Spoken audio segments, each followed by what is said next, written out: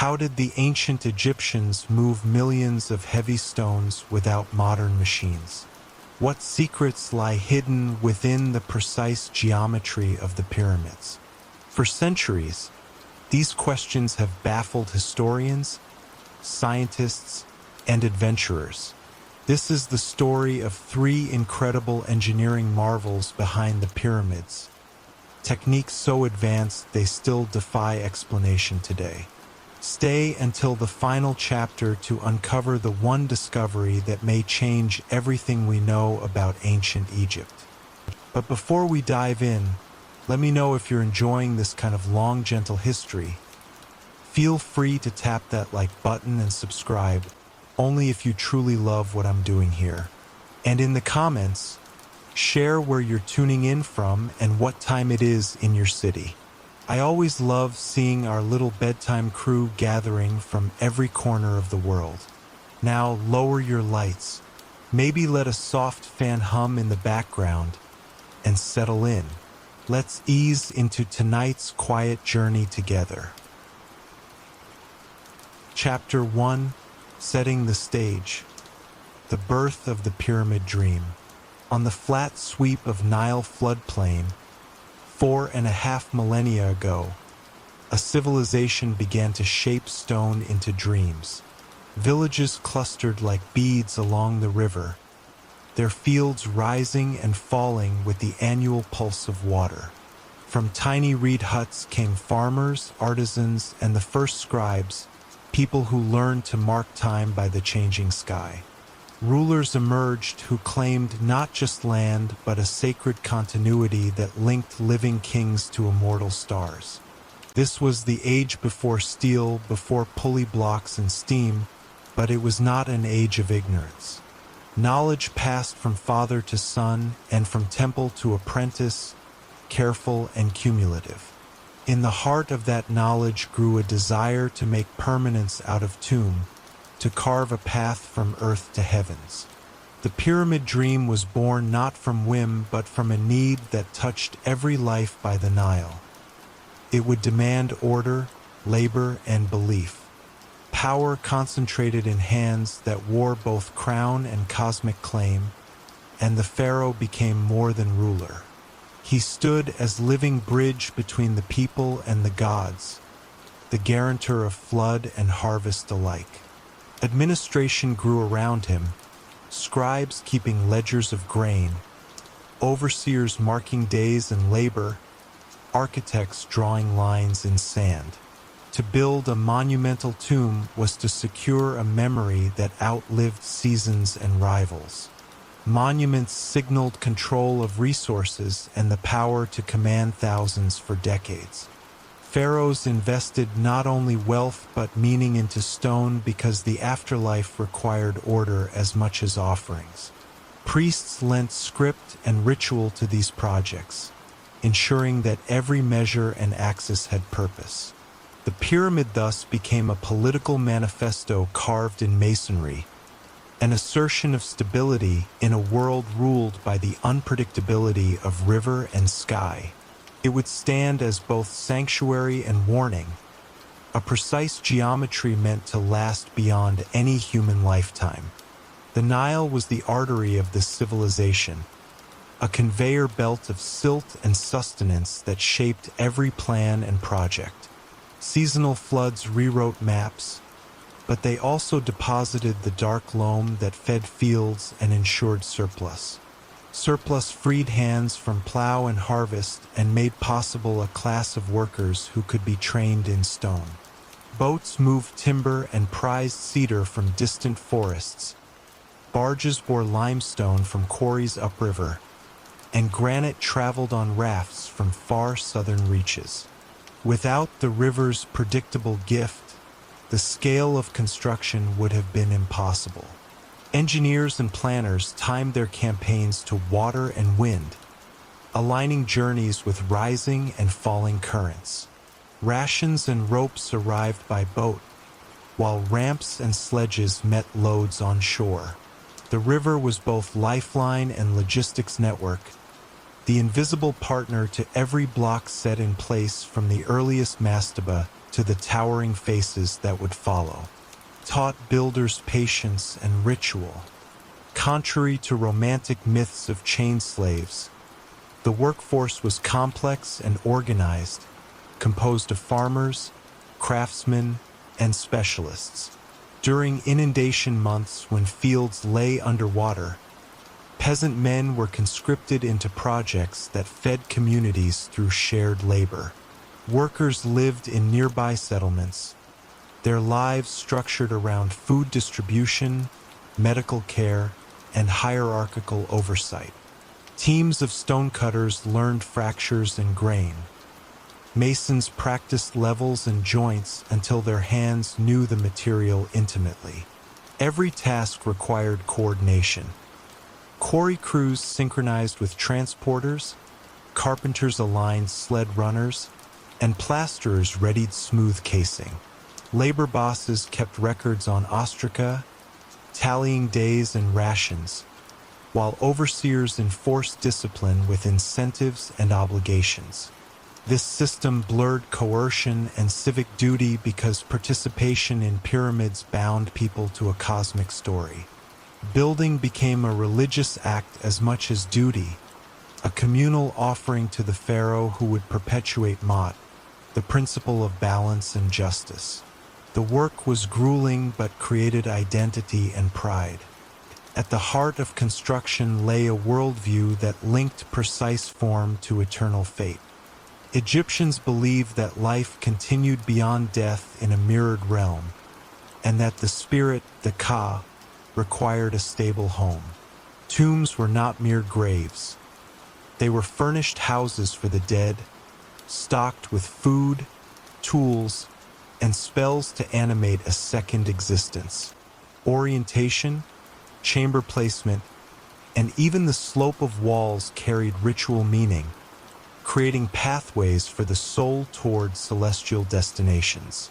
Priests oversaw rites that consecrated every foundation stone, anointing corners and invoking order against chaos. This ritual precision demanded architectural exactness because any error might unsettle the cosmic balance on which crops and kings depended. Thus, engineering and theology fused. Building was an act of metaphysical maintenance as much as physical ambition. Workers were not copying blueprints but performing a choreography that embedded belief into geometry, shaping a shrine that spoke to gods and seasons alike. Every measurement had ceremonial consequence. Before true pyramids rose, funerary architecture experimented with forms that informed later genius. Mastabas, flat-topped earthen platforms, marked elite graves and concentrated ritual activity in compact spaces. Over time, these forms increased in ambition, as craftsmen stacked mastabas to form stepped profiles that reached skyward. The step pyramid at Saqqara under Djoser, guided by an architect named Imhotep, pushed masonry into new realms, layering stone into terraces that hinted at a larger logic. This was not sudden inspiration but an accumulation of technique and faith, each experiment testing weight, angle, and access.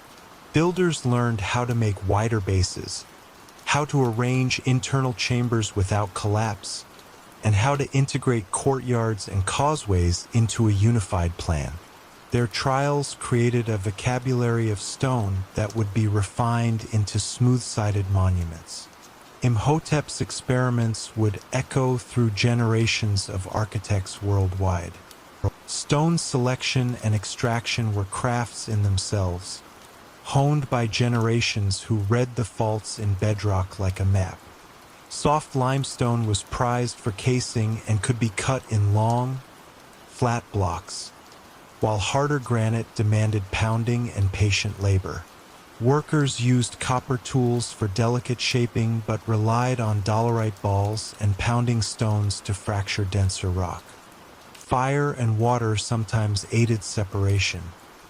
Heat would crack seams and sudden cooling increased brittleness where needed. Quarry teams organized channels and levers, pried blocks free with wooden wedges, and used rope and sledges to move the prize to awaiting barges. It was a choreography of physical laws made simple by practice, each method tuned to a specific stone type and desired finish. Every small decision about grain orientation or fracture plane helped determine whether a block would fit and bear weight for generations. Modern engineers still study their choices, amazed by how empirical skill met practical ingenuity today. Choosing a site for a royal tomb mixed practical sense with ritual law, and planners consulted priests as often as masons. Foundations required firm bedrock, nearby water for transport, and space for the necropolis where rites would occur. Surveyors set axes with ropes and graduated stakes, laying baselines that guided labor for years to come. Their accuracy surprised later observers, corners aligning within margins that impressed even those with modern tools.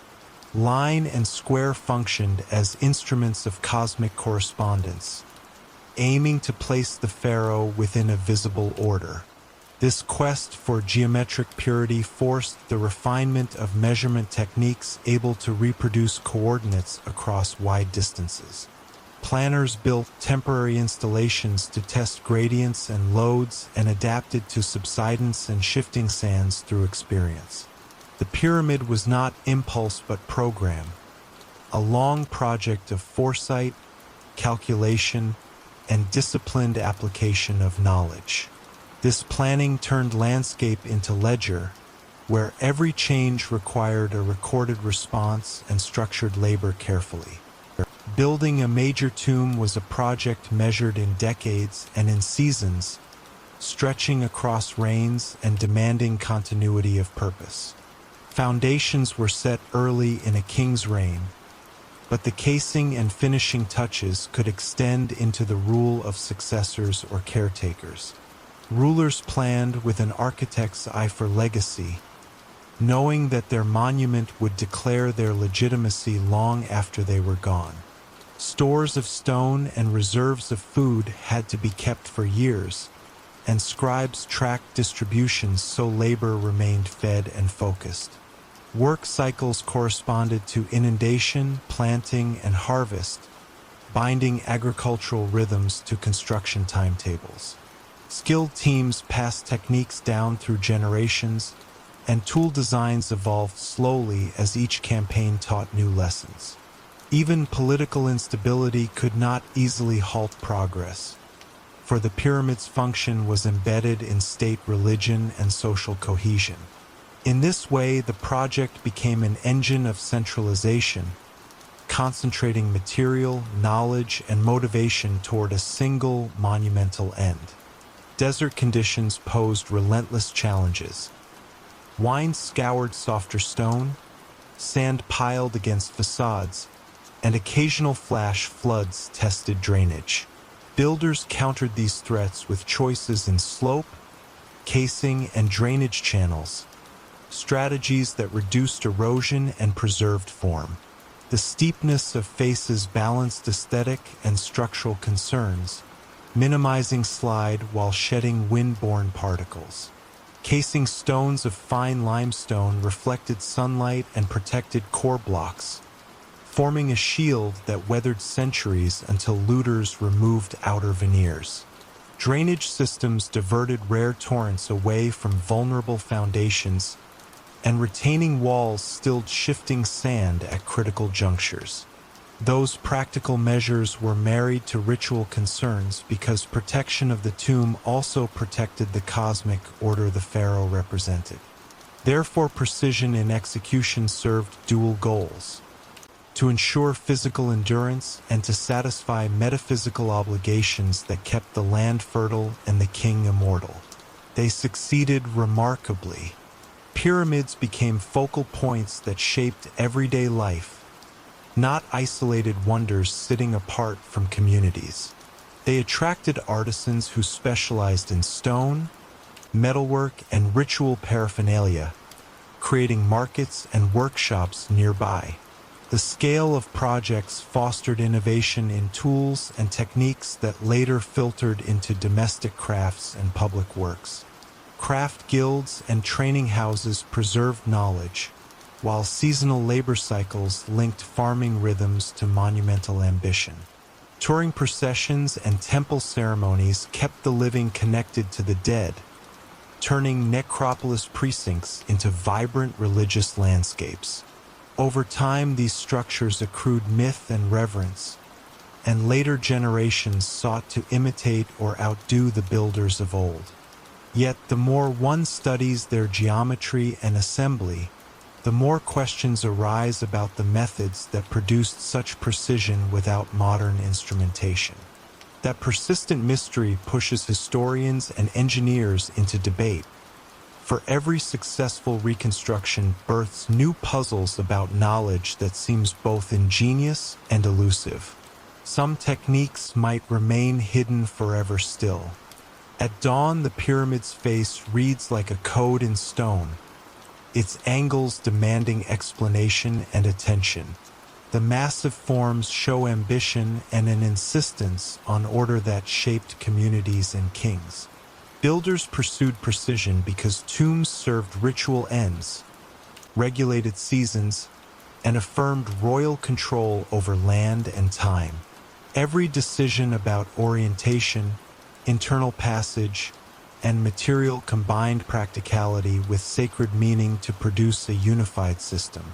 This chapter sketched the social networks, river logistics, and ritual logic that made pyramids inevitable in that age.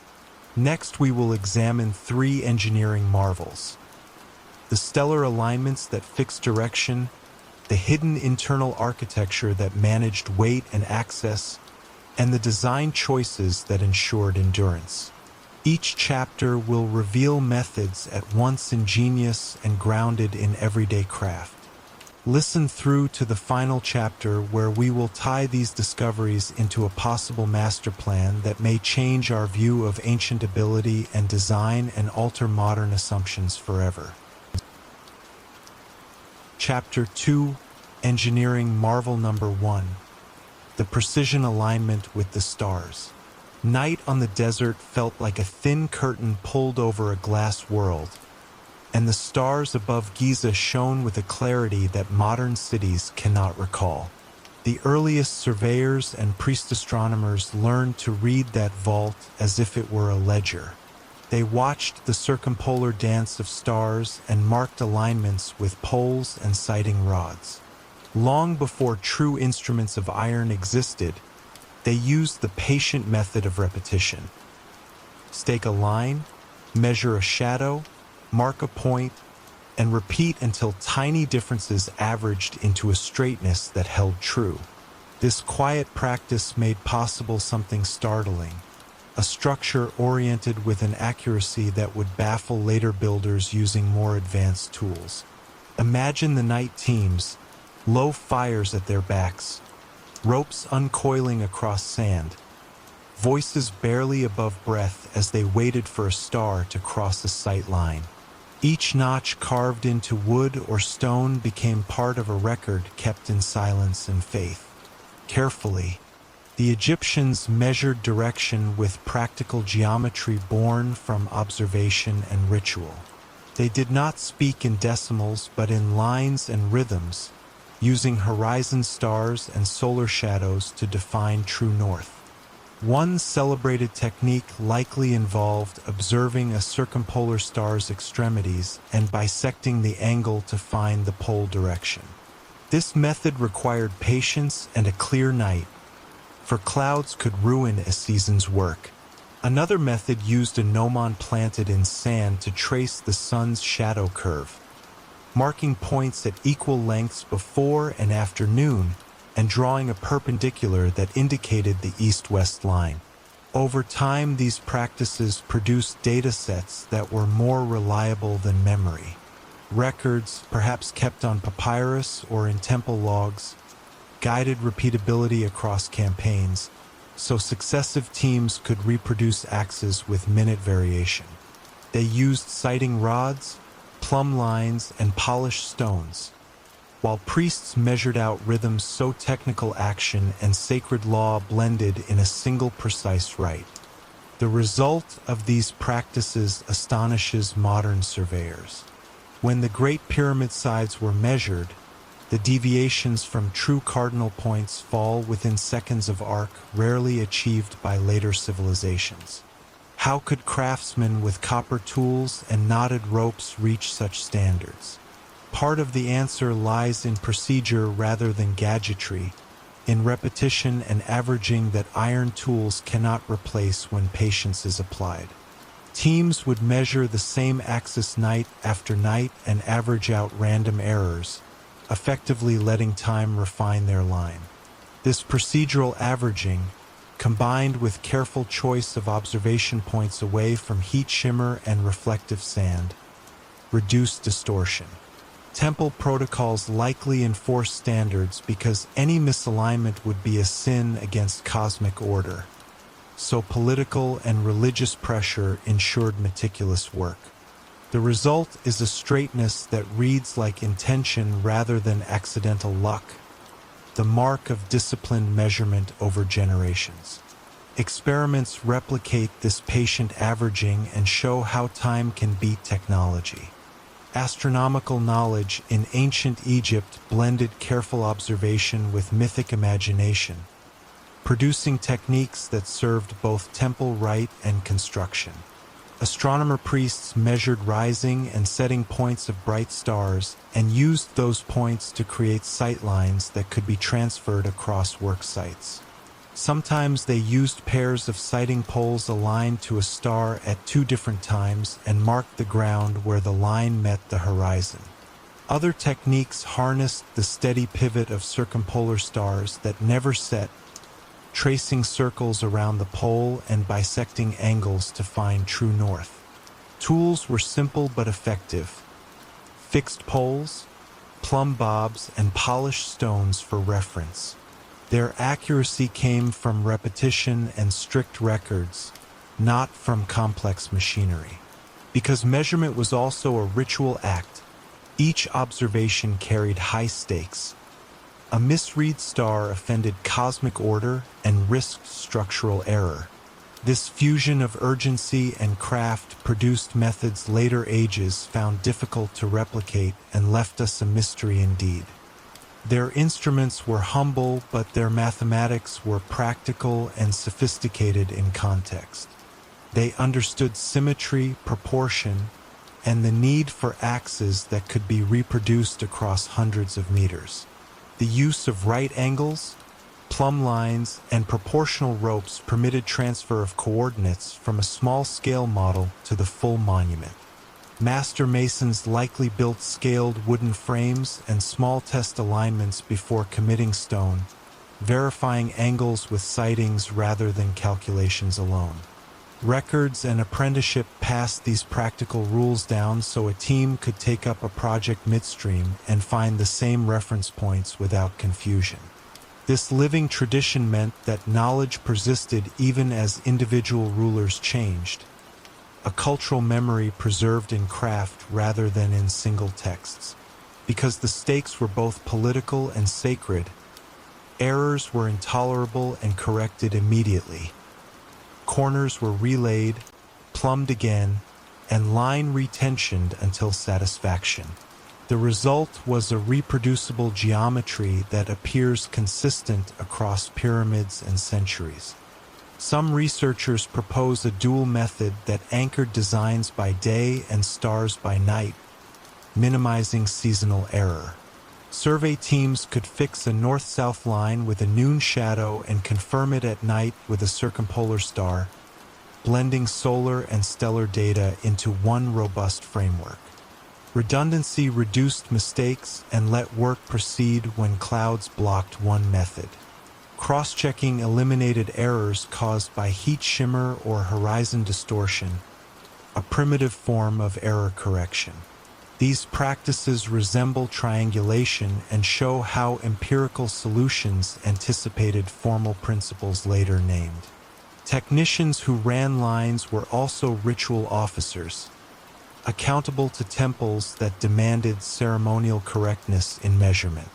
This fusion of sacred duty and practical method turned the desert into both workshop and shrine, where careful observation became an offering to cosmic stability.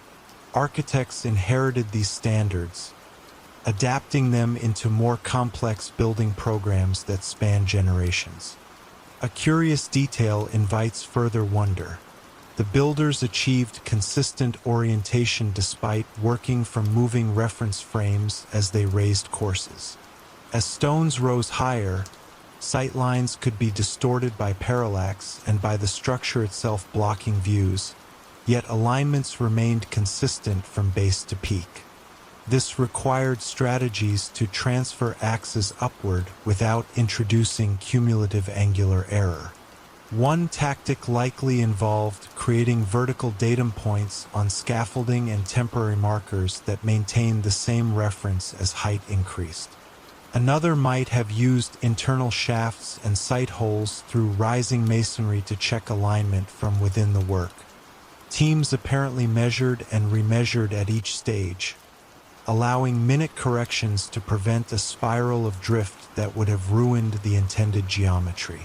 Contrary to the romantic image of a single master guiding each block, the process depended on protocols that multiple teams could follow and reproduce and endured as practice. Some scholars argue that the Giza Plateau's stable bedrock amplified accuracy because it provided a reliable datum. Where bedrock held, surveyors anchored lines with less risk of subsidence or sand drift, preserving correspondences over long campaigns. Geology did not remove technique but multiplied the benefits of careful measurement, since a stable base reduced variables to manage. Adjacent mastabas, causeways, and temples formed a local grid architects used to cross-check orientation, creating a complex of interrelated alignments. Planners integrated new work into a pre-existing sacred geography that enforced coherence across the necropolis. This network effect meant a single accurate axis could propagate through multiple structures, binding the landscape into a coordinated program.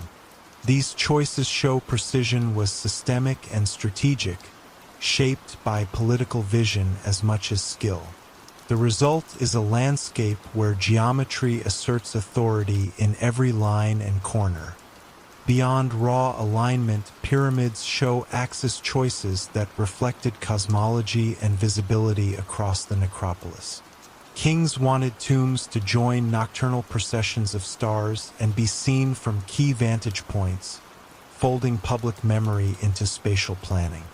Some monuments align with seasonal sunrise points that marked agricultural calendars, while others reference circumpolar stars tied to immortality. This blending of calendrical need and symbolic orientation forced architects to negotiate multiple goals in a single design. Negotiation produced innovations, slight offsets to suit terrain, or axis choices that maximize sightlines from temple precincts. These decisions show planners modeled sightlines and ritual pathways to guarantee the king's afterlife both scientific support and public recognition. Alignment thus became a practice braiding astronomy, ritual, and politics into stone, not merely a technical exercise. Modern surveys use GPS and laser scanning to reveal patterns invisible to naked sight. Skeptics have long proposed that coincidence explains much of the alignment, that simple pragmatics could accidentally yield cardinal precision. Yet probability struggles to explain the consistent repeatability across independent projects and decades. Coincidence loses force when patterns recur systematically. Moreover, the ceremonial cost of error provided powerful incentive to prevent chance from governing outcomes. Temple oversight, political consequence, and communal pride ensured that measurement had social enforcement, converting technique into near law. archaeological evidence of surveying implements and of specially constructed observation stations supports the idea that alignment was intentional and institutionalized. Discoveries of carved sighting devices and of marks on casing blocks point toward organized measurement rather than random luck. Even where later damage obscures original markers, subsurface anomalies indicate where lines once passed, proving that planners left durable traces of intent. Priority shaped each choice.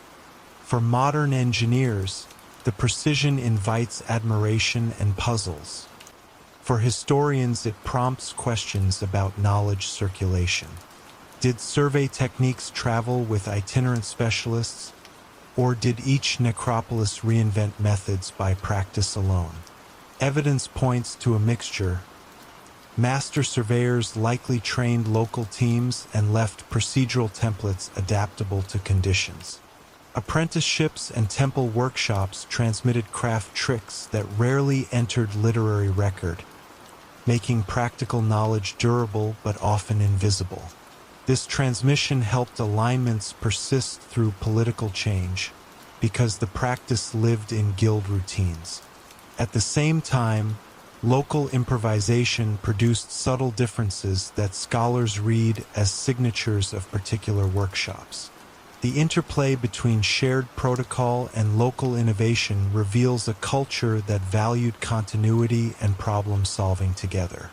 Alignment thus functioned as a social technology, maintained by networks of people and repeating practices across generations.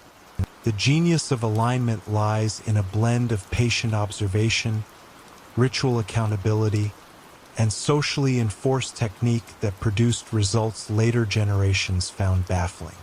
Modern sensors reveal geometric intent and a human story of people determined to make heaven and earth correspond.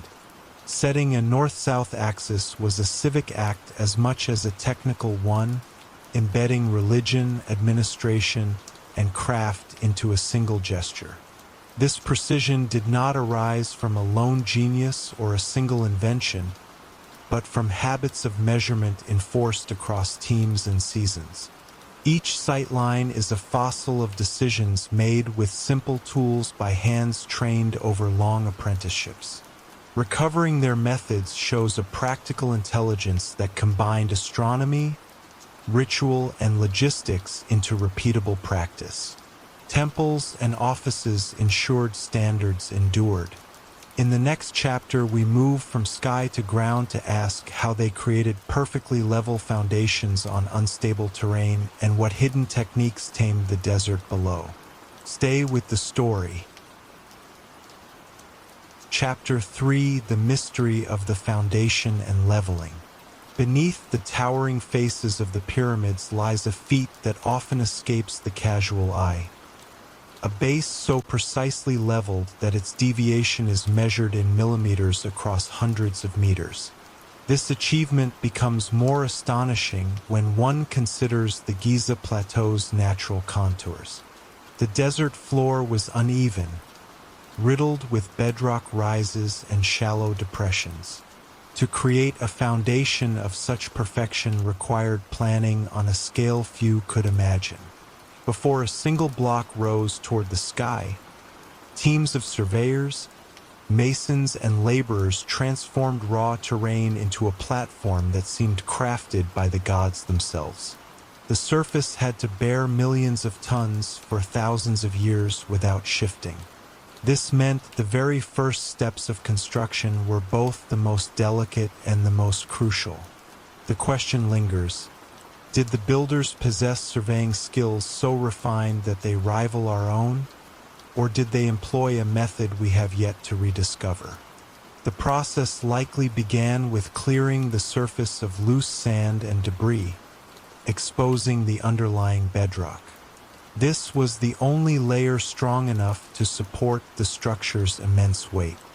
The builders would have needed to identify high points that had to be shaved down and low points that required infill. The tools at their disposal were basic: copper chisels, dolerite pounders, wooden mallets. but their application was meticulous.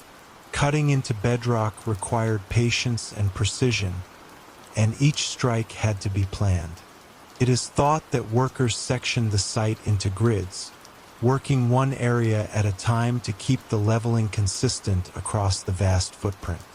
Even small errors at this stage could cascade upward, leading to instability or asymmetry in the finished pyramid. The methodical nature of this work suggests not trial and error, but a sequence learned through generations of experience. Some researchers believe the builders used water as their ultimate leveling instrument. By creating shallow trenches or channels around the construction area and filling them with water, they could use the natural surface tension as a perfect horizontal guide. When the water reached a uniform level in every section, workers would mark the height and then remove or add material until the bedrock matched that reference plane. This principle, still used in modern engineering, requires an understanding of both physics and patience. The use of water also offered an elegant solution for measuring across large distances without advanced tools. It is a method that could have been repeated, checked, and verified by multiple teams working in different sections of the site, ensuring that every point of the foundation adhered to the same exact standard. In areas where the bedrock dropped sharply, the Egyptians may have created retaining walls or filled gaps with carefully packed rubble and clay. This fill would have to be compacted to avoid later settling, as even minor shifts could crack the pyramid above. Such work would have demanded an understanding of soil behavior, moisture retention, and load-bearing limits. These considerations hint at a mastery of material science long before the term existed. Archaeologists have found traces of prepared surfaces beneath some pyramid foundations, layered stonework and mortar forming a secondary leveling plane over natural rock. This could have served as a shock-absorbing layer, distributing the immense weight more evenly and reducing stress on the bedrock. It was not merely about making the surface flat, but about making it durable enough to endure centuries of environmental change. The act of leveling was as much an exercise in coordination as in engineering. Hundreds, perhaps thousands, of workers would have been deployed across the site, each with specific instructions. Overseers ensured that measurements taken on one side matched those on the other, and mistakes had to be corrected immediately. Given the scale, communication between teams must have been constant, with signals, markers, and perhaps even sound cues guiding synchronized actions. This degree of organization points to a centralized command structure with layers of authority and clear documentation of progress. The foundation was not an afterthought. It was the invisible masterpiece on which every other part of the pyramid relied. Ramps may have played an early role in this stage, not for lifting stones, but for moving debris and hauling in fill material. Gentle inclines allowed sledges to transport heavy loads of rock and rubble to specific locations on the site. Once a section was brought to the desired level, it would be smoothed, checked, and rechecked before moving on. Such preparation would have left faint traces, most now erased by the passage of time. Yet some cut marks and leveling lines are still visible in the bedrock around Giza. These are the fingerprints of ancient labor, silent evidence of the precision that went into shaping the ground itself. Some archaeologists suggest that the builders incorporated hidden ramps beneath the sand for the foundation stage. These could have been shallow, stone-lined tracks allowing for easier movement of heavy materials across the site. Once the base was complete, the ramps could be buried, disappearing beneath the pyramid forever. If true, this would mean that even the earliest phase of construction involved layered thinking, designing not just for the present task, but for the concealment of the process itself. It would also explain why so few remnants of construction infrastructure remain around the pyramids today. The precision achieved is not merely academic. It had profound implications for the survival of these structures. A perfectly level base meant that the pyramid's massive weight was evenly distributed, preventing tilting or cracking. Over thousands of years, even slight imbalances could have caused catastrophic shifts. The fact that the Great Pyramid and its neighbors still stand with their form intact speaks to the enduring success of these ancient methods. This raises an intriguing point. Either the Egyptians possessed empirical knowledge of load distribution equal to our own, or they followed a tradition whose rules had been honed over centuries of trial and refinement. When modern engineers measure the base of the Great Pyramid, they find a variance of only a few centimeters across its entire span. This is an accuracy many construction teams today would struggle to match without laser instruments. It suggests the use of techniques that minimized cumulative error, perhaps through constant cross-checking between multiple reference points. By establishing permanent markers at key points and checking them repeatedly, the builders could ensure the foundation remained true even as work progressed over years. The level of precision hints at a mindset where acceptable error was measured not in degrees or meters, but in the width of a human thumb.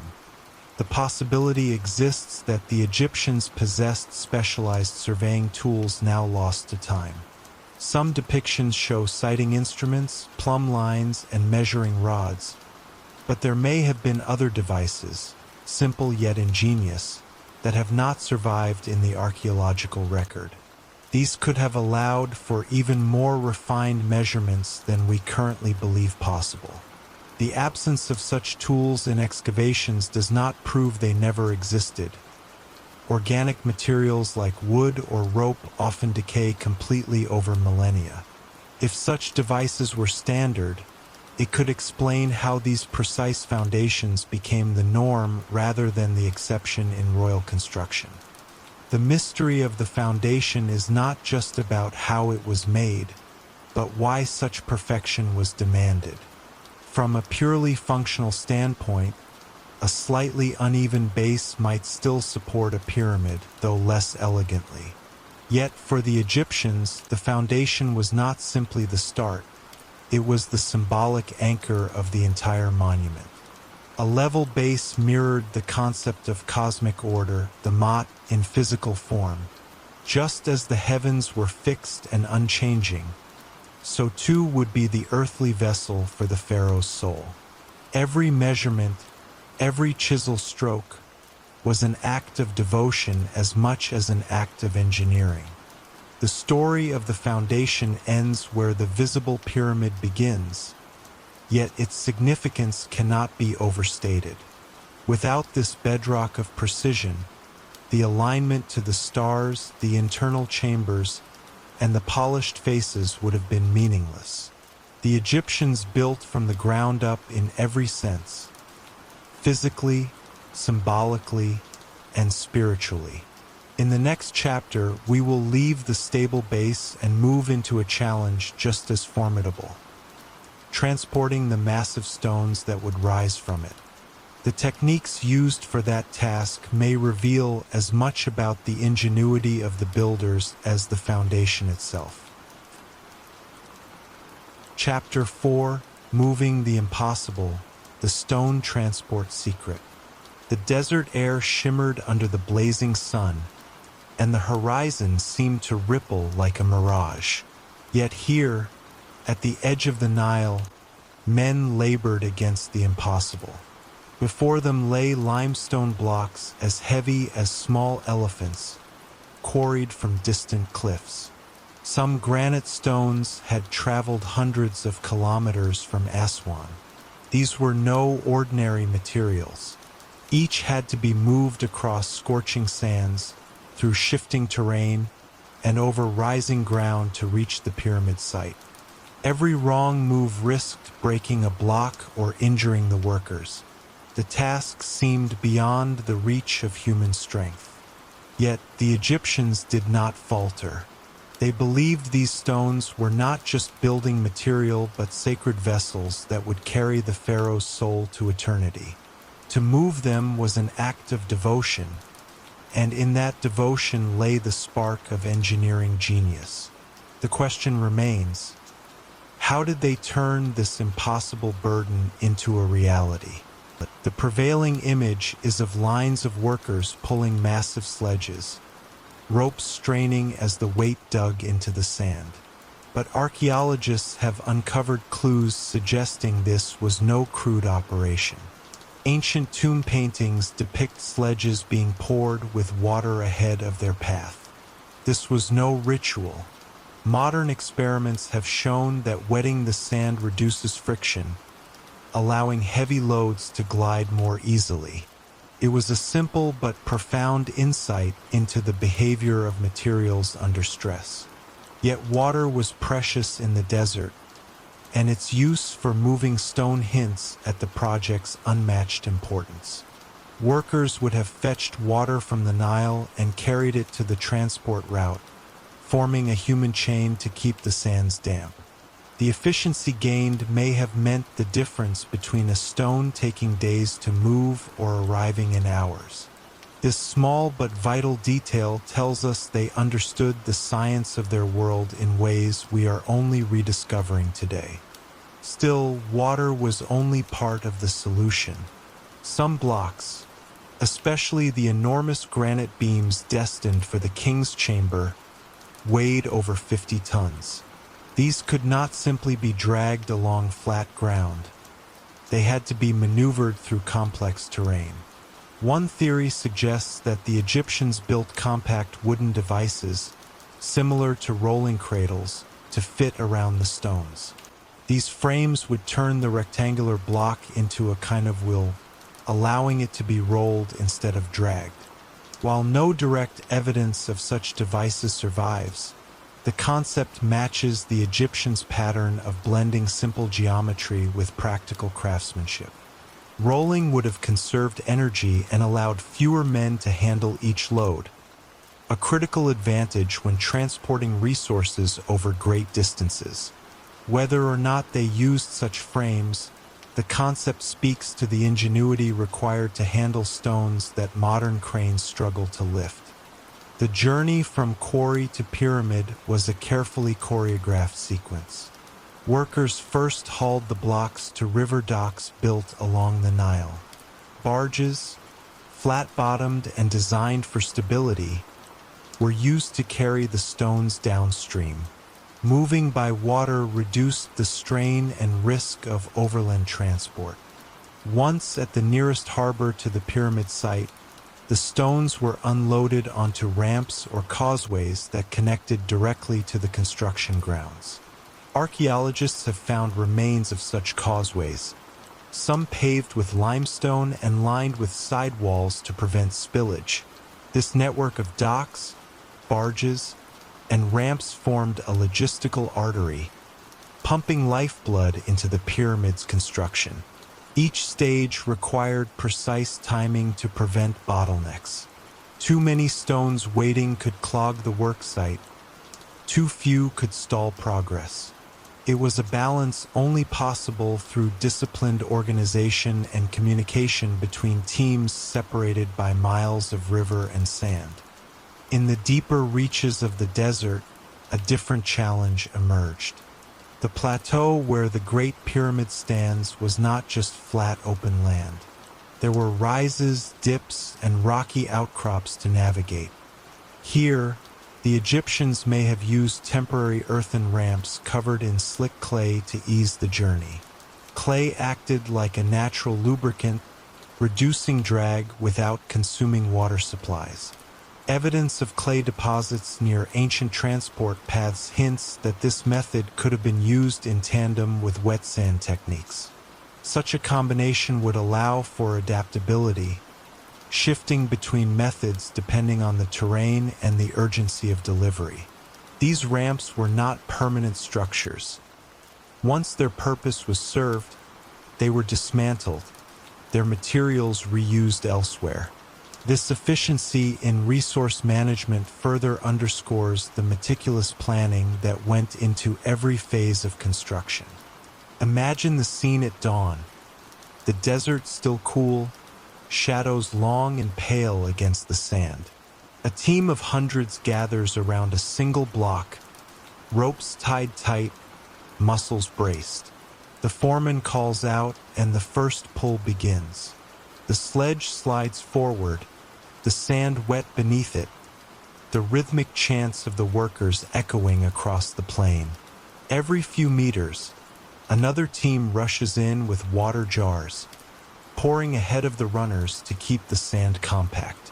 Others clear stray rocks, ensuring nothing halts the progress. Step by step, hour by hour, the block inches closer to the pyramid. This was not brute force alone. It was coordinated labor, an orchestra of motion and endurance. For the workers, each pull was not just physical effort, but a reaffirmation of their role in something eternal.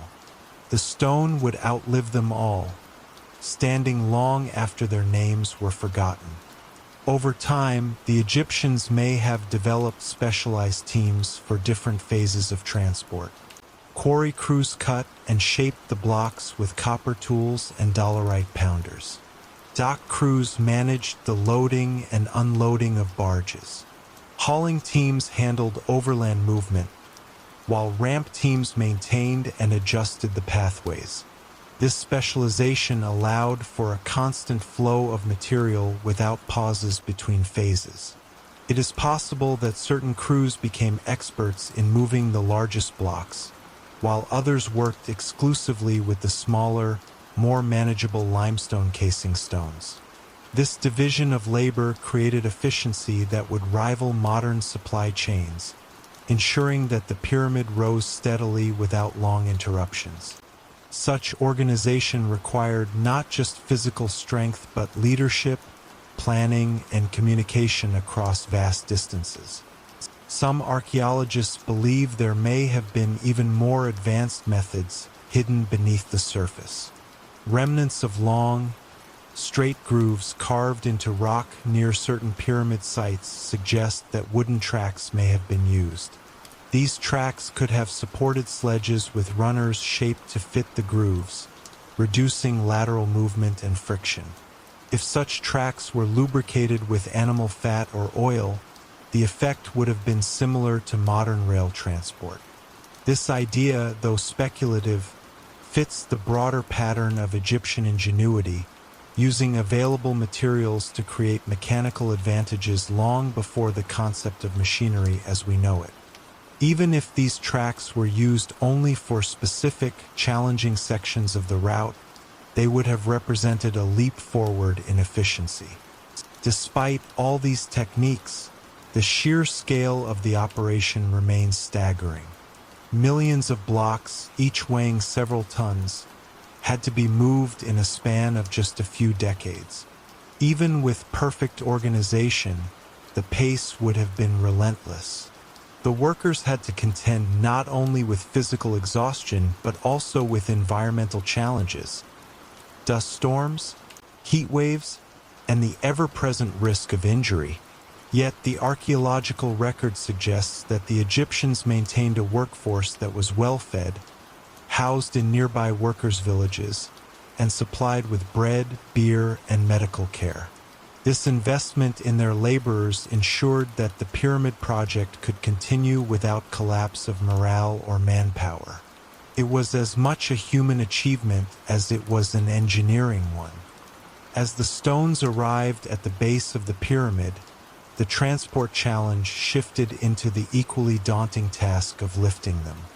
But even before the first stone was raised into position, the feat of moving it there had already defied expectations.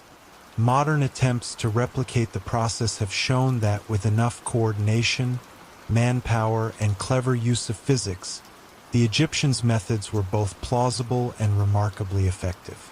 Yet there is still room for mystery. Could there have been methods we have yet to uncover? techniques that were so commonplace to them that they left no record, assuming their descendants would simply know? The transport of these stones was more than a logistical problem. It was a bridge between vision and reality. Without solving the riddle of movement, the pyramid could never rise. Every innovation, from wetting sand to constructing causeways, was born from necessity and refined through generations of experience. And yet, even with what we know, there lingers a sense that something more lies hidden in the desert sands, waiting to be found. In the next chapter, we move from the horizontal to the vertical, as we explore the great debate that still stirs scholars and adventurers alike. How did the Egyptians lift these stones to the sky? Chapter 5: Lifting to the Sky. The Ramp Debate. The pyramid rises higher, and the challenges grow with each layer. The easy part was hauling blocks across the desert. The true nightmare came when they had to lift them to impossible heights. The sun burns on the horizon as men strain at ropes, pushing the weight of eternity itself upward. Some imagine a massive straight ramp stretching into the desert, longer than anything Egypt had ever built. Others picture ramps curling around the pyramid's sides like the coils of a serpent. Every theory sparks new arguments because each has its own flaws. Could a straight ramp have been too massive to dismantle? Could spirals have left no trace at all? The desert holds no clear answer, only fragments of possibilities. Yet the image of those blocks rising, one after another, still burns in the mind. What unseen method could have made stone fly without cranes, without steel, and without breaking the will of those who built them? For centuries, archaeologists and dreamers have wrestled with this puzzle. A straight ramp stretching from the base into the distance sounds simple in theory. It would allow teams to drag stones upward in a slow but steady climb. Yet calculations reveal a shocking truth. To reach the pyramid's peak, the ramp would need to be more than a mile long. Such a structure would require as much material as the pyramid itself, perhaps even more. And after completion, it would need to be dismantled, leaving behind no trace in the desert sand. This improbability leads many to dismiss the idea as wasteful. Still, ancient Egypt had the manpower and will to attempt the unthinkable. If it meant fulfilling the pharaoh's eternal vision, nothing would be too large. But would even their ambition have stretched that far? Or does the answer lie in a more cunning approach, one that used less and achieved more? Then comes the spiral ramp theory, winding like a staircase that hugged the pyramid's rising sides. In this version, workers would haul stones up gradually, turning around the edges as they ascended. It is an elegant idea, and it explains how they could keep building without covering the pyramid entirely. Yet it has its own mysteries. If ramps spiraled upward, their traces should have been left in the core or the casing stones. Modern scans and excavations reveal no such markings. Some suggest the ramps were made of mud brick or wood, temporary and easily dismantled. Others argue the spirals were built within the pyramid's layers, hidden forever inside. The elegance of this design tempts the imagination, but the silence of the stones still leaves us guessing. Were the ramps real, or have we been circling a shadow of the truth all along? In recent decades, new possibilities have emerged. A French architect proposed an internal ramp concealed within the pyramid structure itself. According to his theory, the builders carved a tunnel spiraling upward just inside the outer walls.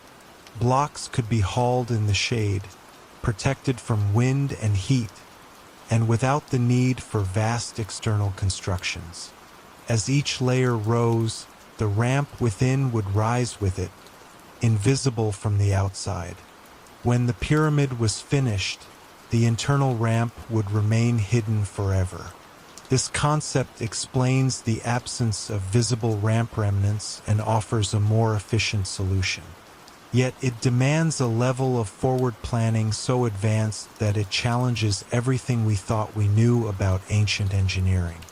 Could these builders, so long ago, have designed such an intricate and invisible lifeline within their monument? While theories multiply, one fact remains: each block had to rise. Imagine the rhythm of the work. A call rings out, ropes tighten, bodies lean forward, sand shifts beneath bare feet, sweat pours under the desert sun. Teams work in shifts, day and night, as the pyramid's shadow lengthens. Every movement is measured, for a misstep could crush a man or shatter a stone. The higher they climb, the more dangerous the task becomes. And as the angle steepens, the margin for error vanishes. Those ancient workers faced challenges beyond the physical. They fought gravity, time, and the unrelenting gaze of their king. In their struggle, the ramps, whatever form they took, became lifelines to the sky. Experimental archaeology has tried to solve the debate with hands-on trials. Modern teams have built scale models, hauling blocks on straight ramps, spiral paths, and wooden sleds. The results show that each method works, but none is perfect. Straight ramps are simple but require enormous resources. Spiral ramps save material but slow the pace and complicate turns. Internal ramps demand precision so great that even today it strains the imagination. Each trial proves that the ancients could have done it, but not which way they did. The experiments become reenactments of a lost performance, missing its original script. We can imitate the moves, but the intent and exact choreography remain beyond reach. This uncertainty keeps the debate alive, century after century. Some believe the answer lies in a hybrid solution. Perhaps the builders began with a straight ramp for the lower levels, where space was plentiful. As the pyramid rose, they may have shifted to spirals or internal paths for the higher stages. This would reduce material waste, speed construction, and keep the monument's angles accessible for finishing. Such adaptability would reflect a keen intelligence among the architects, an ability to evolve plans mid-project without losing precision. The idea fits with what we know of Egyptian ingenuity. They were never bound to a single method if a better one emerged. But again, proof remains elusive. The desert guards its secrets with a silence deeper than stone. Ancient carvings offer tantalizing hints. Some show workers dragging statues on sledges, with water being poured before them to reduce friction. Others depict ramps, but their angles are steep, their lengths uncertain. Were these illustrations symbolic or accurate records of the methods used? Without detailed schematics, we are left to interpret the art through the lens of modern understanding. Yet there is always the danger of seeing what we expect, rather than what truly was. In these images, the past whispers but never shouts. The truth may be there, hidden in plain sight, disguised by the simplicity of its portrayal. Beyond the mechanics, the ramps represent something more profound. They were not just structures for lifting stone. They were the arteries of the pyramid's creation.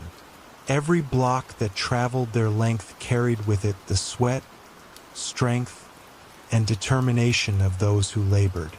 The ramps connected the earth to the sky, transforming raw material into the shape of eternity. Without them, the dream of the pyramid could never have risen. Whether they stretched straight across the desert, curled upward like a serpent, or hid within the monument's walls, they were as essential as the stones themselves.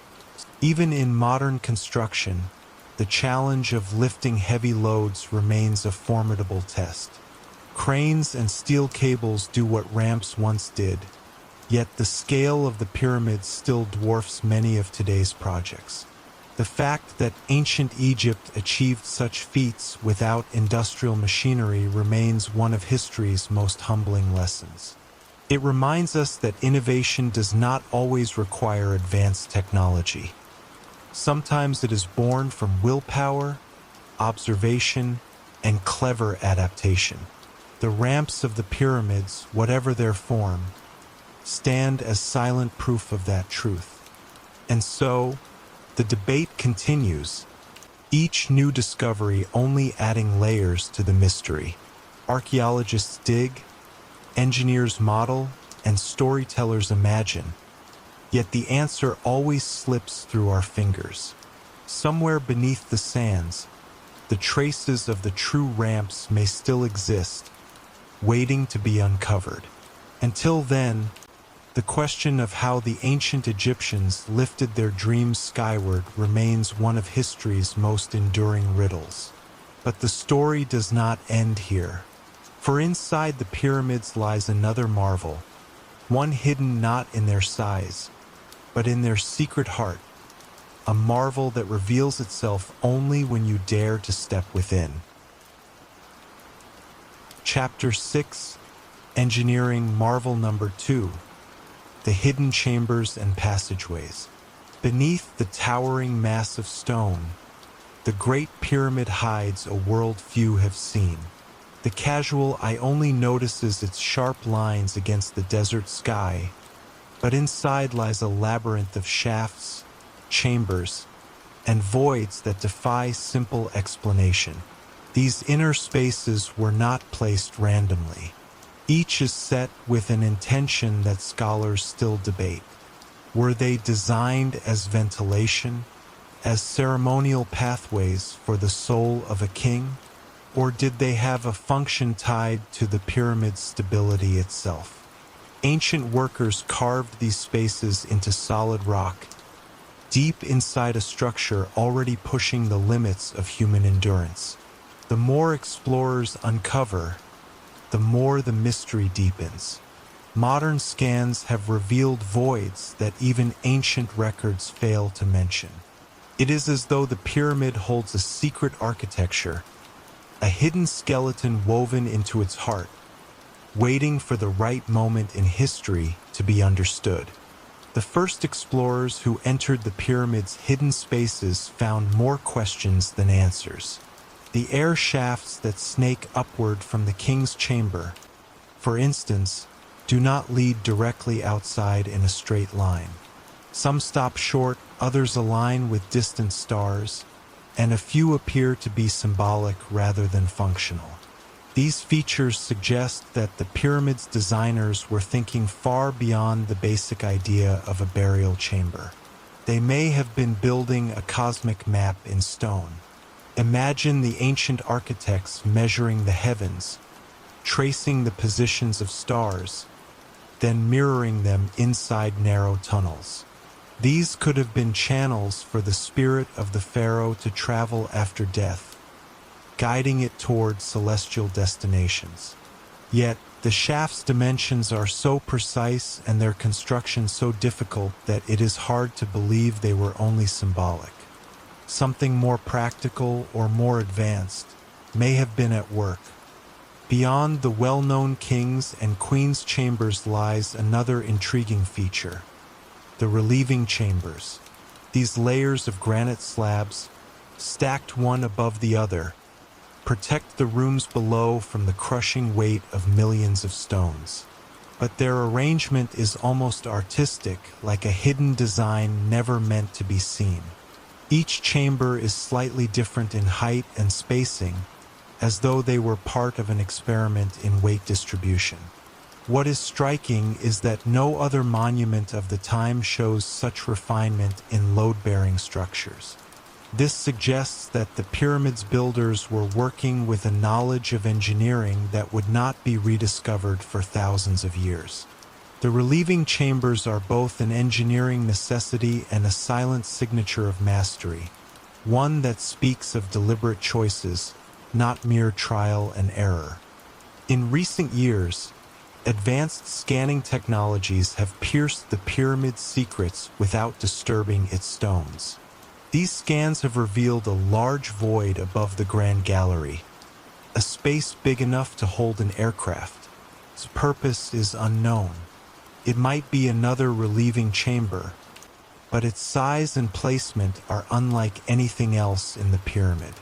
Some researchers suggest it could have been a staging area for construction, left behind and sealed forever. Others think it may be a hidden sanctuary, part of a ritual only known to the highest priests. The fact that such a large space remained undetected for centuries shows how perfectly the pyramid conceals its inner design. Every discovery only fuels the suspicion that there may be more voids, more hidden chambers, waiting to be found. The Grand Gallery itself is a wonder within a wonder. Rising steeply, lined with corbelled stone, it leads the visitor upward like a ceremonial ramp toward the king's chamber. Its shape is unlike any corridor in Egyptian architecture, almost futuristic in its geometry. The precision of its angles, the smoothness of its stonework, and the sheer size of the blocks used suggest an understanding of structural stress far ahead of its time. The gallery may have served multiple roles: as a grand processional way, as part of the construction method, or as a pressure release system for the chambers below. Yet, none of these theories fully explain its beauty and complexity. Walking through it feels less like entering a tomb and more like stepping into a machine built for a purpose still unknown. Even the lesser-known subterranean chamber beneath the pyramid adds to the puzzle. Roughly hewn compared to the perfection above, it appears unfinished. Was it an abandoned burial chamber? Or was it a deliberate part of the pyramids designed to anchor the structure deep into the bedrock? Some believe it was a symbolic womb of the earth, where the pharaoh's soul would begin its journey before ascending to the heavens. The air down here is cool and damp, carrying the scent of stone that has not seen light for millennia. It is a stark contrast to the precision and polish above, as if it belonged to an earlier phase of construction, a reminder that the pyramid was built layer upon layer, both physically and in purpose. The Queen's Chamber holds its own enigmas.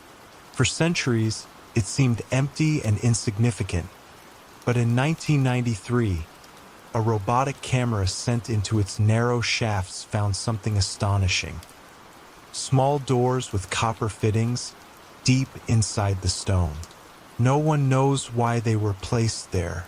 They are too small to be functional doors, and too elaborate to be meaningless. Were they seals to hidden rooms, or symbolic gates to the afterlife? Later explorations found more such features, suggesting that the pyramid is crisscrossed with miniature passageways invisible to the human eye, each one a thread in a larger design. It is almost as if the builders wanted to leave behind a puzzle for the future to solve, a puzzle that remains unsolved to this day. One of the most intriguing aspects of these hidden spaces is how they were created at all. Carving shafts barely wide enough for a person to crawl through at precise angles and distances inside a structure of this scale is a feat beyond most ancient capabilities. The workers would have had to navigate total darkness, tight spaces, and suffocating air.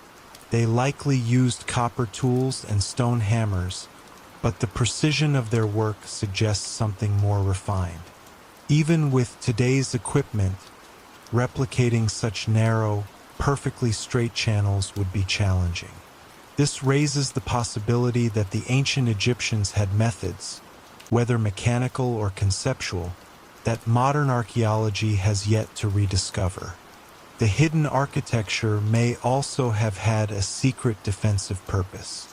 Some Egyptologists believe the passageways were part of an elaborate system to deter tomb robbers. Blocking stones, false corridors, and dead-end shafts could have been designed to mislead and exhaust intruders. The king's chamber itself is sealed by massive granite portcullises that could only be lowered once. Yet, even these defenses feel secondary compared to the sense of ritual purpose that pervades the pyramid's inner design. The labyrinth is not chaotic. It is deliberate. Every wall, shaft, and block seems to point toward a meaning beyond protection, perhaps toward immortality itself. Modern exploration has only scratched the surface of what lies within. Every new discovery forces a rethinking of what the pyramid truly is. The combination of ceremonial, astronomical, and engineering elements in its hidden spaces suggests that the builders were working from a unified vision, a blueprint that tied together heaven, earth, and stone. These inner chambers are not just empty rooms. They are components in a system whose full function is lost to us. The pyramid may have been more than a tomb. It might have been a machine for the soul, a bridge to the cosmos, or even a vessel designed to preserve something far more precious than a body. And yet, with each new scan and survey, the mystery deepens. Some voids remain unreachable, their secrets intact. Others are too dangerous to explore without risking collapse. Perhaps the builders intended it that way, creating a monument that would guard its deepest truths for eternity. The hidden chambers and passageways are a silent testimony to a civilization that understood not only how to move stone, but how to shape mystery itself. Somewhere inside, perhaps in one of those sealed voids, lies the answer that could change our understanding of the ancient world. But until that day comes, the Great Pyramid will remain a riddle carved in stone. Chapter 7: The Genius of Stone Bonding and Weight Distribution. In the searing heat of the Giza Plateau, the builders faced a silent but deadly enemy. Not the shifting sands or the relentless sun, but the weight of their own ambition. Millions of limestone blocks, some as heavy as the heaviest beasts, had to be stacked in a way that would endure for eternity. Any flaw in bonding could spell disaster. Yet, the ancient Egyptians mastered a technique so precise that no modern tool can slip between the stones. Their secret was not brute force alone.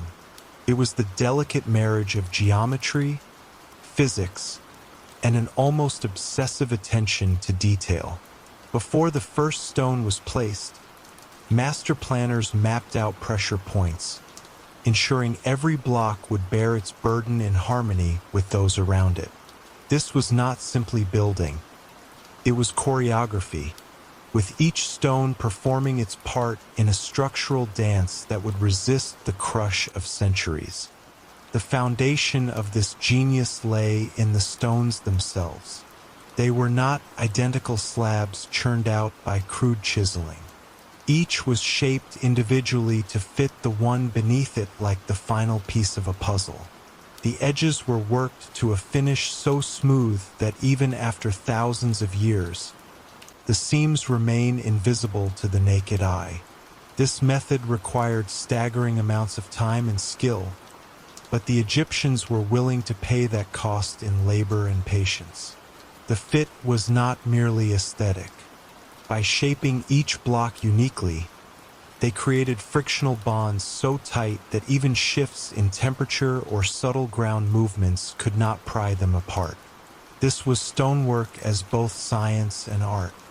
The builders seemed to understand that perfection in fit meant permanence in structure, and the survival of their pharaoh's legacy depended on it. Equally remarkable was their understanding of how to distribute the immense weight pressing down from above. As the pyramid rose, the pressure on lower stones increased exponentially. Without precise planning, the weight would cause cracks, shifting, or total collapse. But the ancient engineers avoided disaster through clever layering. Heavier stones were placed strategically in the lower tiers, while lighter blocks rose higher up the slope. This reduced the crushing force on the upper layers while stabilizing the base. It was a delicate balance, like stacking a mountain that wanted to fall. The builders anticipated every strain, every point where gravity might gain the upper hand. By aligning the blocks in interlocking patterns, they created a self-bracing structure that used its own mass to stay upright. Within the Great Pyramid, this mastery reached its pinnacle. Inside the king's chamber, massive granite beams, each weighing over 50 tons, rest above the burial vault. On their own, these beams could have fractured under their own weight. The solution was ingenious. They installed multiple layers of granite slabs separated by small cavities. These acted as relieving chambers, distributing the load away from the chamber ceiling and into the surrounding stone walls. This was no guesswork. It was an intentional design, a product of centuries of trial and error passed down through generations. The relieving chambers are silent witnesses to an understanding of physics so advanced that even today's engineers marvel at its effectiveness. The exterior stones, too, were part of this genius. The casing stones of Tura limestone were not only polished to a gleaming surface but angled precisely to lock together. These smooth faces deflected wind and water, while their tight joints prevented moisture from seeping in and eroding the inner core. The slope of the pyramid, carefully calculated at about 51 degrees, was not chosen for beauty alone. This angle was the perfect compromise. Steep enough to inspire awe, shallow enough to ensure stability. Every measurement, every joint, every angle was dictated by a relentless pursuit of structural immortality. It is no wonder the pyramids have stood through earthquakes and storms that reduced lesser monuments to rubble. Even the method of raising these perfectly cut stones into place hints at their precision. Each lift and placement required not just strength, but an exact knowledge of where the stone would rest and how it would support those to come. Imagine the slow, deliberate rhythm of the work. A block hauled upward, eased into its slot, tapped into perfect alignment. Workers inspecting the seam, ensuring no gap, no weakness remained. Then the next block and the next until the weight of an entire civilization pressed down on that single joint. This was a building method where even the smallest miscalculation could ripple upward, threatening the entire structure. But they rarely made mistakes. This level of accuracy suggests a system of measurement and planning more advanced than many imagined possible for the time. Archaeologists believe they used copper tools, wooden gauges, and rope lines, but these alone cannot explain the flawless fits. Some suspect the Egyptians had methods for grinding and smoothing stone with abrasive materials in ways we still struggle to replicate. Others wonder if they understood techniques to soften or reshape stone surfaces before final placement. Whatever the truth, the result was a stone bonding method that has resisted both nature and human interference for millennia. The pyramid builders also accounted for natural settling. Over time, heavy structures sink slightly into their foundations.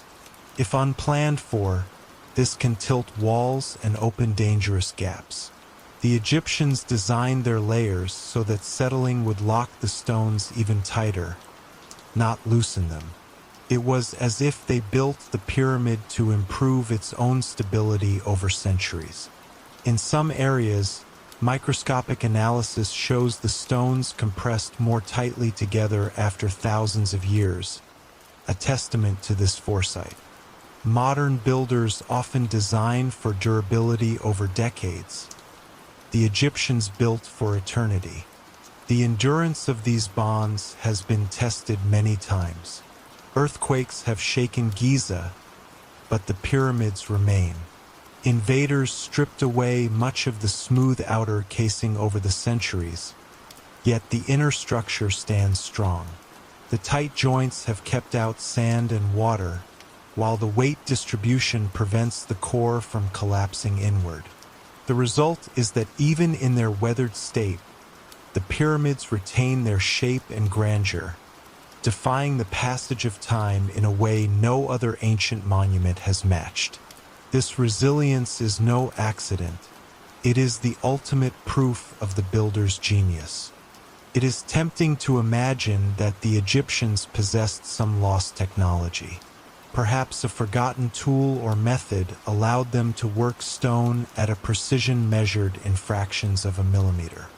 Or perhaps their advantage was not in tools at all, but in the sheer scale of labor and the skill of workers trained from youth to master their craft.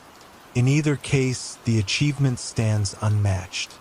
Every stone, every seam, every load-bearing layer was part of a single, unified vision.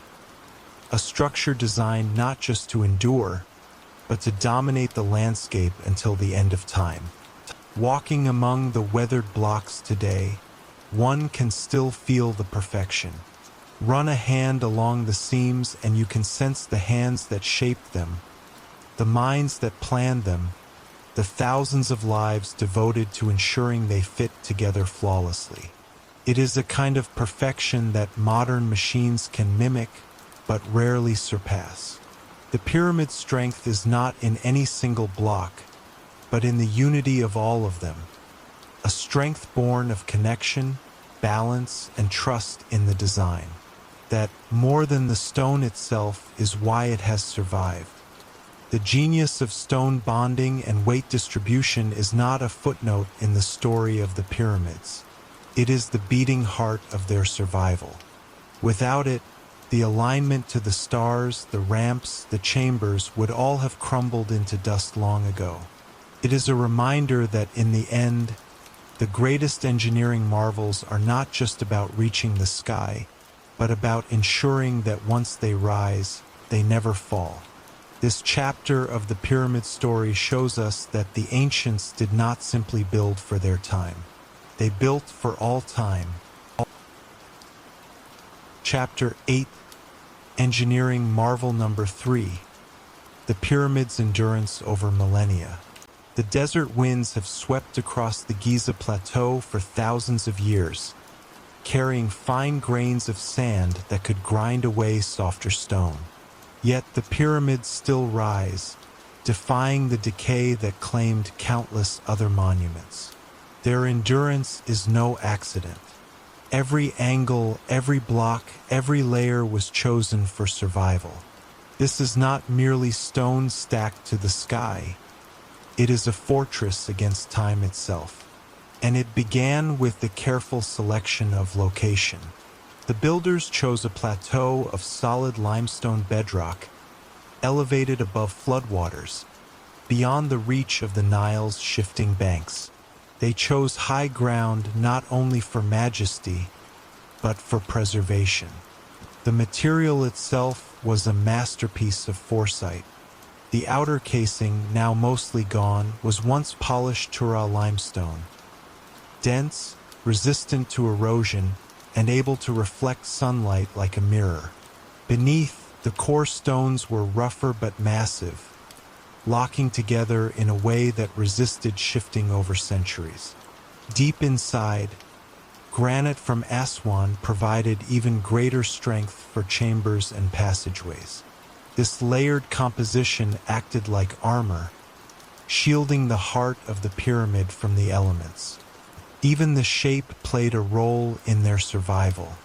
The The pyramid's slope at an angle near 51 degrees was not arbitrary. Too steep and the structure might collapse under its own weight. Too shallow and it would lose height and grandeur. The chosen angle was a balance between visual impact and physical stability. It allowed the wind to glide over its surface rather than batter it. And when earthquakes struck, the load spread evenly down its sides into the bedrock below. Earthquakes were no small threat in ancient Egypt. The shifting of the African and Arabian tectonic plates has rattled the region countless times. Yet the pyramids endured. This was partly due to their weight distribution, but also because of the way their stones interlocked. Each block acted as both load-bearer and support for the next, transferring stress evenly across the structure. A single stone could shift slightly without causing a collapse, a resilience modern skyscrapers sometimes struggle to match. Then came the centuries of human interference. Invaders, treasure hunters, and stone thieves all chipped away at the pyramids. The smooth outer casing was stripped to build mosques and palaces in Cairo. Yet the inner core resisted destruction. Too hard to dismantle quickly, too immense to haul away, it outlasted human greed. The pyramid builders may not have foreseen every assault, but they built with enough redundancy that even partial destruction could not bring the structure down. Wind and sand were constant enemies. Over millennia, storms have scoured monuments across the desert into ruin. But the sheer size of the pyramids worked in their favor. Their bulk absorbed the damage, layer after layer, while the sloped faces encouraged sand to slide off rather than collect and erode. The absence of exposed wooden or metal elements meant there was nothing to rot or rust, leaving only stone to face the centuries. Seasonal rains, though rare, could be devastating to lesser structures. Water seeping into cracks can split stone apart over time. The pyramid's design minimized this. Its casing stones once fit so tightly that water could barely penetrate. Even as those outer layers were lost, the stepped core slowed the path of any runoff. In many places, the natural desert climate aided their survival, baking the stones dry before damage could set in. Temperature changes were another silent enemy. Daytime heat could make stone expand. Nighttime cold would make it contract. This constant breathing can crack even the toughest rock. But the pyramid's massive stones changed temperature slowly, preventing the rapid shifts that cause structural failure. The mass of the pyramid acted like a thermal anchor, keeping its internal temperature relatively stable despite the extremes outside. Its placement on the plateau also kept it safe from flooding. The Nile's waters could be both giver of life and destroyer of monuments. Seasonal floods carved away weaker settlements, but the pyramids stood high and dry, immune to the river's reach. Their height above the floodplain was a silent but critical factor in their endurance. Some archaeologists argue that the pyramid's survival was partly due to luck, the absence of catastrophic earthquakes, the stability of the plateau. But luck alone cannot explain their longevity. Countless temples and tombs of similar age have collapsed, their stones scattered by nature and man. The pyramids stand because they were engineered to stand. Every decision, from the slope of the sides to the choice of quarry, worked toward one goal: permanence. And perhaps that was the point. To the pharaohs, these monuments were not just tombs but eternal symbols of power. They were built to last as long as the sun rose over the Nile. Their endurance is their message, spoken across millennia. As we gaze at them today, we are hearing that message still, carved not in words, but in the unbroken silhouette against the desert sky. In their survival lies the third great engineering marvel of ancient Egypt's pyramids. For while many civilizations have built wonders, few have created something so enduring that it can withstand the twin forces of nature and time. And in the next chapter, we will bring all these marvels together to uncover the master plan that may explain not just how the pyramids were built, but why they were built in such a way, a plan that could change everything we think we know about them.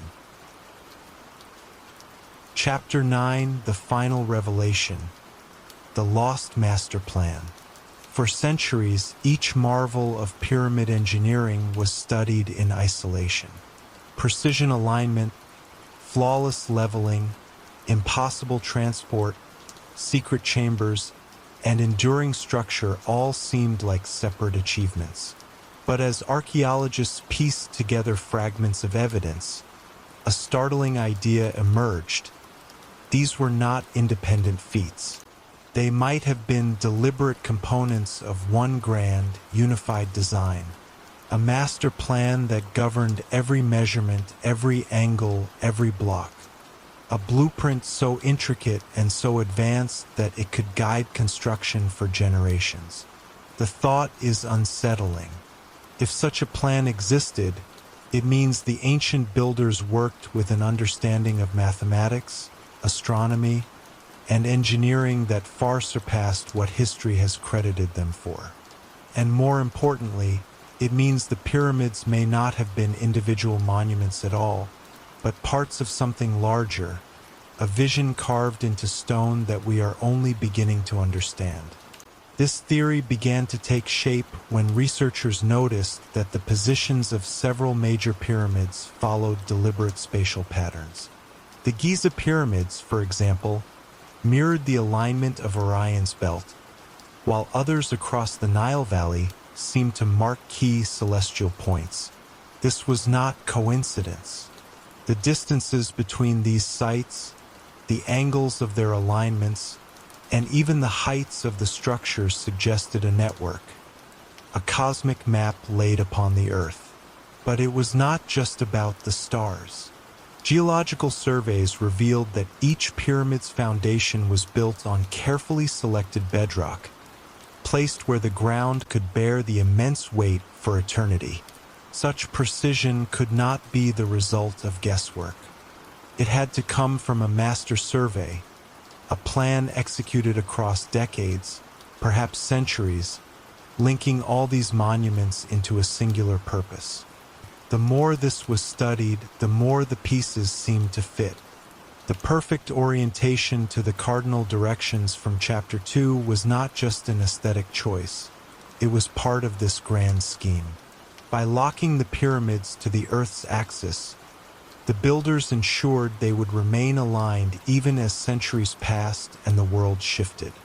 The leveling techniques from Chapter 3 made each foundation a flawless platform, necessary for preserving the plan's geometry. And the methods of moving and lifting stones from Chapters 4 and 5 were simply tools to execute it. This realization reshaped the narrative. Every challenge overcome by the builders was not just about one pyramid. It was about safeguarding the integrity of the whole design, a design too precise to alter by even a fraction without breaking its hidden code. The secret chambers from Chapter 6 began to take on new meaning. If the pyramids were nodes in a larger network, then perhaps these voids and passageways held more than ceremonial functions. They might have been data vaults, repositories of knowledge encoded in stone. The positioning of shafts that aimed at specific stars, the lengths of corridors matching astronomical cycles, and the hidden voids detected by modern scanning could all have been deliberate markers. These were not just the whims of architects. They were embedded clues for those who would one day try to read the plan. The thought chills the mind. The ancient engineers may have built the pyramids not just as tombs for their kings, but as messages to the future, waiting for us to decipher them. Weight distribution and stone bonding from Chapter 7 also fit into this revelation. The durability of these techniques was not merely about keeping a single monument standing. It was about ensuring that the design would endure across all structures, surviving the forces of time. If even one pyramid crumbled, the geometry of the plan would be broken. The use of limestone casing, granite cores, and interlocked stones was as much about preserving data as it was about aesthetics. In a sense, each block was a letter, each slope a sentence, and each structure a chapter in a story only the builders could fully read. But somehow, fragments of that story are still there for us to piece together. Modern technology has pushed the theory further. Satellite imaging has revealed subtle alignments between pyramid sites that stretch for miles. Some form straight lines across the desert, others mark triangles whose dimensions match key astronomical distances. These are not the work of chance. The precision is so high that it rivals modern surveying. And here lies the most haunting implication. If this master plan required accuracy over such vast distances, the tools and methods to achieve it would have been beyond what we have credited ancient Egypt with possessing. It hints at a lost science, one perhaps guarded by a select few, then buried under centuries of shifting sands and changing dynasties. This brings us to the question of purpose. What would compel a civilization to commit such immense resources to a project of this scale? Some argue it was purely religious, a way to mirror the heavens on earth, binding the pharaoh's soul to the cosmos.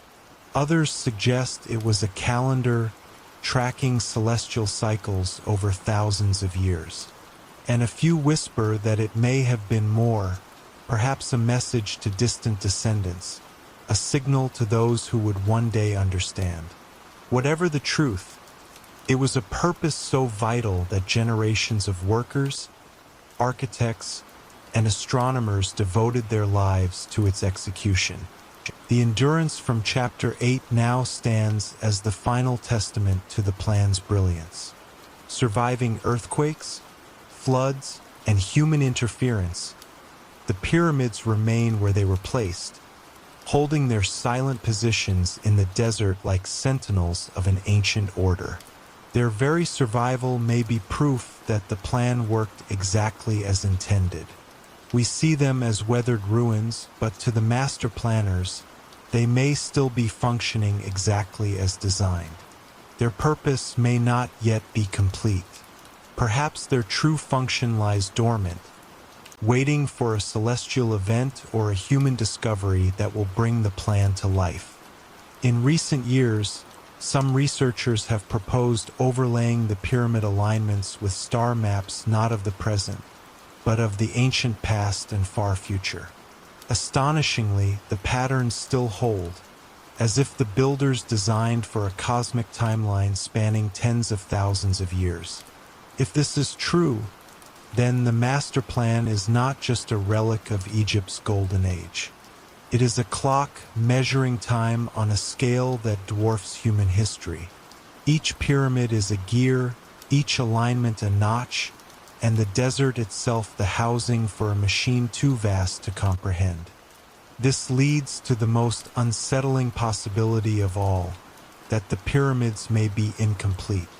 If the master plan was intended to cover even larger distances, some of its components might lie undiscovered, buried under sand or hidden beneath modern cities. The monuments we see could be only a fraction of a greater whole, their true power dormant until the rest is revealed. And if so, what happens when the final piece is found? Will the design unlock knowledge we have long forgotten? Or will it awaken something the ancients feared but could not destroy? Standing before the Great Pyramid today, it is tempting to see it as an isolated marvel. But through the lens of the master plan, it becomes something far greater. It is one note in a symphony played across centuries, One star in a constellation built of stone. The alignment, the foundation, the movement, the ramps, the hidden spaces, the stonework, and the endurance.